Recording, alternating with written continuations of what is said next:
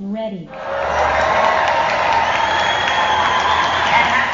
Welcome to episode 67 of the Go Get 'em Agility podcast. My name is Margaret Hughes, and I'm your host, along with my daughter, Emma Hughes. Hi. Hi, Emma. Hello. Welcome back. It's been a while. I know. Life just kind of gets in the way, right? Why are you joining me?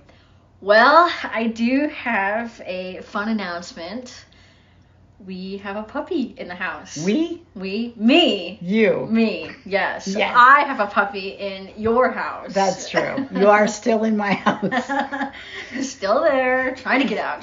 So what is Don't worry. this puppy's name? His name is Jackie, though I don't think I've called him that in about 2 weeks now. He's Jackson, Jack in the Box, Cracker Jack. Jack Stan. Yeah, Jack Stan. But he's been really fun. He is a Border Collie Papillon mix, and he is Eli's half-brother. So that's kind of fun, I think. Bros. Yeah, that was on purpose, too. You'll never hear me admit twice, but I was very impressed with Eli, and I thought, well, maybe I should get one along those lines. So you inquired? I did. Got on the wait list? I did. It actually happened at the West Coast Open. We met Eli's mom again, and she was running at the West Coast Open. I'm like, what a cute little dog. She's awesome. She's very fast. She's friendly. She's a good girl. And I was like, hey, if you ever breed again, let me know. So I inquired about it at the West Coast Open, and Kristin posted about it on Facebook like 3 months later. And I may have had some insider information from you. I can admit that now, that there are puppies coming down the pipeline. I didn't have any knowledge, though, if I was going to get a dog. That was for sure. Now, but you also at the West Coast Open watched the male, Eli's. Yes. Or not, yes. not Eli's, Jack's dad. Yes, Tonx. Is Tonx owned by? He's owned by Jessie. Yeah, and she's a talented handler. Tonx is younger, I think, as well. Younger than Nova? Yes, I think he's a younger dog, but not that matters. But he's a very impressive boy, and he's very cute. He's covered in freckles, which I was excited about. So the difference between Eli's is the dad. Yes. So same mom, different dad. Yes. Well, and Eli's a Border Collie Aussie Papillon, and Jack is a Border Collie Papillon. Correct. So okay. So gotten rid of the Aussie in there. Right. So he's a full bred. He's a full bred mutt. Oh, poor boy. Yeah. So he's a mixed breed. He was on purpose. So they consider it a sport mix when they're purposely bred for sports. Yeah. This is my first ever mixed breed. I was pretty on the AKC train back when I was younger, when I was middle school or whatever. And I just never really considered mixed breeds. I never disliked them. I love mixed breeds. A lot of my friends have mixed breeds and they're brilliant dogs. I just didn't know where to start in getting one myself, and so I did what I knew, and I stuck with Shelties. You went out on a limb. It's an interesting growth experience because I came from a shelter background where there are lots of mixed breeds. Yeah, mixed breeds are awesome. Coming into the shelter. But I vividly remember being against the very first time I heard about a purposely bred mixed breed. I was appalled. I'm like, what are they doing? I couldn't believe it. And there were two of them coming down the pipeline that were coming up when in the mid-90s. One was a Whippet mix. So they were breeding Whippets. Is that for flyball? No, it was a specific breeder. Then she was an agility breeder, and she was breeding Whippet mixes. Okay. And I can't remember what she was breeding them with, but I remember them specifically being Whippets, and I remember them being mixed.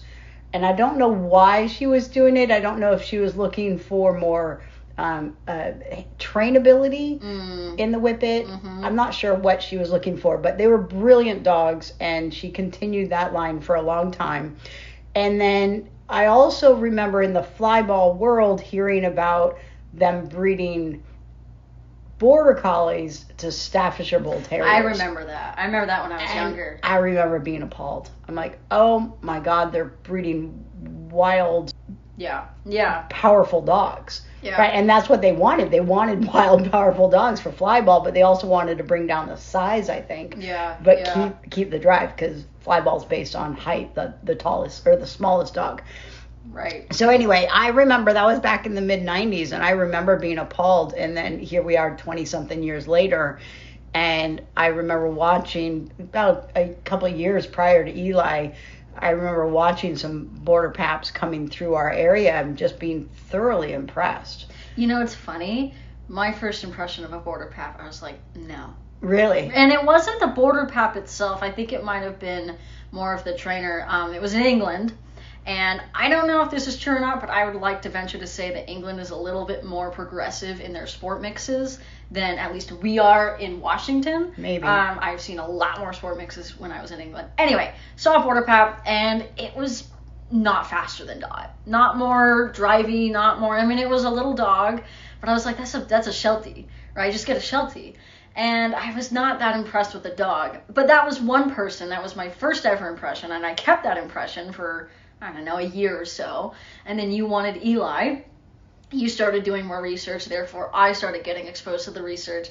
And I remember watching Courtney Moore with Butter, and I'm like, hey, that's not a bad dog. Right. That's a pretty impressive dog. Yeah, Butter's not a bad dog. That Butter is pretty good. For sure. Yeah. Yeah, and just like any other breed out there, mixing or purebred, doesn't matter, is not every dog in the litter is going to be a brilliant of course. Sport dog. No, and that was also one of my biggest misconceptions is when I was younger, right, AKC was what I was raised on, and so in my head, AKC breeders were responsible, awesome, perfect people, and don't get me wrong, there are awesome, perfect, amazing AKC breeders that, you know, purebred dogs, but in my head, I had the mixed breeds as dogs that weren't researched and stuff like that, which is not true at all. Right. But I was 13, right? And you grow when you're 13, and your mom gets a Border Collie Aussie Papillon, and you're like, hey, he's not too bad. Yeah. No, he's a good boy. He's healthy. He's gentle. He's a good dog. He's biddable.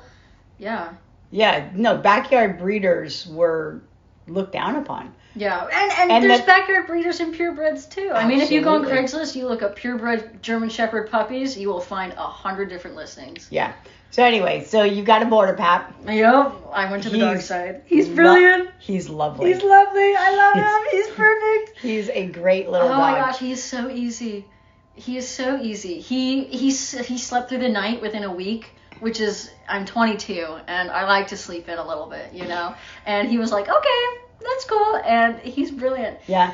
He is so smart. He can learn tricks in one session. So I feed him breakfast, lunch, and dinner, and he's learned 3 different tricks in a day for breakfast, lunch, and dinner.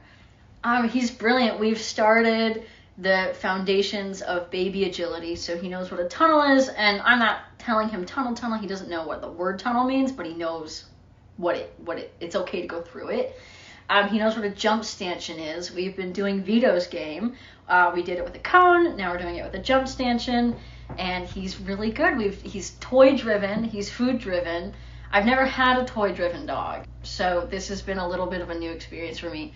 And when you say foundation agility, you're talking more about just like exposure now. Yeah, exposure. We're not doing mats or jumps or anything like that. So you've been doing a lot of basic obedience stuff, though, too, I saw. Yeah, we can do sit down, stand, stay. I am focusing more on obedience right now just because he's a dog first, right? And so he has to learn how to move through the world with confidence. And agility probably won't help that much, but obedience will. He is a tiny bit shy, and I knew that going in. Eli was a little bit shy as well, and it really depends on the dog. Because I was actually I'm part of a BorderPap Facebook group. I really committed myself. And somebody asked yesterday, actually, they said, oh, what's your favorite part about your BorderPap? And a bunch of people responded. They said, oh, this dog is the friendliest dog in the world. And so don't listen to this podcast and hear me talk about Jack's shyness and think, oh, well, they're kind of a shy breed. Because it really depends on the dog. And I knew Jack was shy going in, and I liked that. I'm okay with a dog that doesn't need to say hello to everybody, but we have been practicing on him just hanging. Yeah, so he's totally fine if he's at a 5-foot distance from the person. Right. He just doesn't want to close in on 2-3 feet. No, he doesn't want to jump into a stranger's arms. I would say 3 feet he's fine. Yeah. 1 foot he's like, yeah, probably not. Yeah. He's okay with 3 feet, but at 1 foot he's a little bit more like, he just doesn't want to be driven into the person, right? He doesn't want to wiggle up to them and be pet. Right. But he's fine just hanging next to them. Right. Yeah. And that includes men, women. Yeah. He's not very, it's across the board of everybody. Yeah, just a person. Yeah, just a person. Yeah. But he's not barking. No, he's not growling. He's not doing anything terrible. He's just not engaging. Right. Which is fine. Right. He doesn't even really back up. He just kind of watches like, them. Okay. Yeah. He'll back up if they come into him and invade that 1 foot space, but with their hand or whatever. But so I had an idea, and that was to elevate him. Yes. Which also traps him. Right. Right. Which, so I was a little bit like, let's just watch this. Let's see how far this goes. But we were in Dunn Lumber, and I picked him up, and when I said to a person next to me, where I just kind of stood next to a person next to me, and he like leaned into them. He did. Right. Yeah, and so then they were able to pet him. It was like a totally different dog. His tail was wagging, hitting my back. Yeah. Then you tried it. You did it with somebody, and he did the same thing. Yeah. And then we tried him in a shopping cart, and he was totally good with the shopping cart too. Yeah, he would let people pet him. Yeah. He would let people feed him. I mean, he was just like a different dog. Elevated. Yesterday was a really big breakthrough day. We took him to Denny's Pet World, and he was in the cart, and kids came over, right? And I'm like, oh my gosh, kids, because I'm not a kid anymore, so we don't have a ton of kids around. So I'm like, yes, please say hi to my dog. And they're kids, right? They're young, and so they don't really understand what a shy dog means. And so, of course, they try to pet him over the head, right? And I'm like, I'm not sure. And Jack just stood there and wiggled, and he let them pet him over the head. Yeah. They were feeding him as well, but that was the first time he'd ever let somebody go up and over, which is, a nervous thing for a lot of dogs. And he was great. He was fine. Yeah. And then I did do an experiment. So those same kids, I'm like, well, let me just see what he does if I put him on the ground. And he immediately backed up and gave himself space. Yeah. So it was interesting that when he was elevated, and we brought him back up into the shopping cart, and he was letting the kids pet him again. So, and happily. So it's kind of an interesting little experiment. Certainly need to continue to watch to make sure that he's agreeing to that. Right. And is okay with being elevated and okay with people engaging with him. But it certainly seemed to work for today or yesterday and the day before. So that was good. What else about him? What else have we done? What color? He's fast, which is really scary. So I ran Eli at the junior, Boundless Junior Championships, which we should do a podcast on that because it was awesome. And I ran both Eli and Dot. And that was the first time I'd ever run Eli for like longer than 2 runs consecutively. We did, 5 runs a day basically. It was hard. I was already on the puppy list. I already wanted the puppy. I thought I can do this. And I still think that I can. But I've never run a fast dog consistently before. So we'll see how it goes. I think I can do it. I'm pretty sure. Especially when you grow up with them and you just keep building in the more distance, more commitment. Eli felt really good. We were very connected. So I think Jack and I will do hopefully even better. All right. So he's how old? He's 11 weeks yesterday. Today we are going to the vets for the first time, so that'll be kind of interesting to see. I think I'm more nervous about that than he is, so we'll see. We'll do a little update. I think, he's a bi-black. He looks like a border collie. When people come up, is that a border collie? And I'm never really sure if I should explain the whole agility sport mix thing, so I'll go, yeah, or I'll say, border collie Papillon, and then they ask, why would you do that? And it's a whole thing. It is. It's easier just to say, well, he's a mixed breed. Yeah, right. People stop at that. Right. Yeah. He likes other dogs. He's a little shy on the play. He's played with other dogs. He's played with 2 dogs nicely. Well, 1 dog super nicely. He's fine with all other dogs, but he doesn't. Our dogs are not playing with him easily. Yeah. Jinx has told us that he doesn't want to play. He'll let him coexist next to him. Jinx is old though too, so it's he's gone through 3 puppies. He says he's done with raising puppies. Yeah. So he's not jaw wrestling with them or anything. Dot says that they can coexist. That's it. But Dot's never wanted to play with anybody ever in her life. Yeah. So that was not unexpected. And Eli's trying. Eli's trying very hard. Eli's a little too rough right now. So Eli wants him to grow up so that they can really run about. So they've tried on and off, multiple times a week. And it's best when Jack is going into puppy rushes. That's when they engage the best. Yes. But Eli is still trying to control the situation a little bit, and so we have to tell Eli to back off and let Jack stand up again. But they're getting along. They're all getting along. They're all able to hang out with each other and coexist nicely. They're just not really engaging in play. They're doing tiny bit of toy play together. Yeah. They'll do parallel play. They will play with their own toys separately next to each other. They do chase each other a little bit. Jack loves to chase Eli when Eli's on a ball. He likes that one. So when Eli's on his own ball and he throws it for himself and chases it, Jack will chase him. So there's a little bit of herding chasing going on there. Yeah. I think, herding reminded me. We've met a bunch of fun, silly creatures. Goats, chickens, guinea pigs, cats. Horses from a distance. Horses from a distance. He has met multiple voles and squirrels by accident. Birds. He's seen birds, snakes. But he's a really chill dog in that department. He has a really good recall right now. And he's not bothered by noise. We live on a fairly busy road as well, and he doesn't mind anything racing by. He's good in the car. He heard the Blue Angels. Yeah, he heard the Blue Angels. Didn't care about that. No worries about that. They fly over our house. Seafair. Yeah. Yeah, he's a really cool dog. I really like him. I'm excited to see how he grows and see how big he gets. I know. He's 12 inches right now, I think. The prediction is that he'll be 16 inches.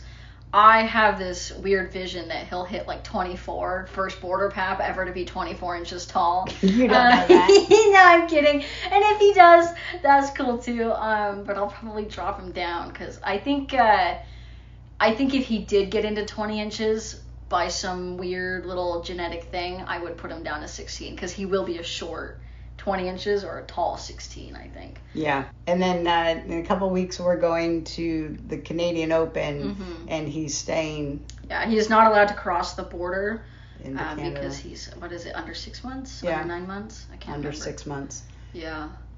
So he's going to go stay with a friend for a few nights. Yeah, a trusted puppy wrangler. Yeah, and that's the dog that he played with was from that house. So he's already met them a couple of times. Really likes it. We told the person that he's going to go to, we're like, he's a little shy. And she's a brilliant puppy raiser. She's done a ton of different dogs that come into her house all the time. And she immediately had Jack within 10 seconds. Yeah. Within 10 seconds. Yeah. Jack's then like, we look like liars. She's like, what do you mean? He's fine. Yeah. No, the way that she engaged with him was just spot on. He immediately engaged with her, started following around, let her pick him up. Yeah. And the way that she picked him up was, this was second session. Yeah. She worked on picking him up. And just brilliant handler. So really excited to see how she does. She has 2 children and a husband. Yeah. So gets 2 mixed breed dogs, which is fun. Yeah, 2 sport mixes. Yeah. So it's a whole sport mix family over there. Yeah. So. And we're really excited. Yeah. Always nervous to be able to leave a dog, but it's also really, really good if you can find somebody that you trust. Yeah. To have them do an overnight. So that's just great. Yeah. And we won't be gone for too long. 4 days? I think so. Yeah. So excited for that. And we'll give you an update on how all that goes. Yeah. But I'm really happy with him. I love him. He's a good boy. And he came from Resolution Sport Dogs, down in Oregon. With Kristin Wolter. Kristin Wolter, yeah. Excellent. All right, well, happy training with him. And woof, woof. Woof, woof. Ready.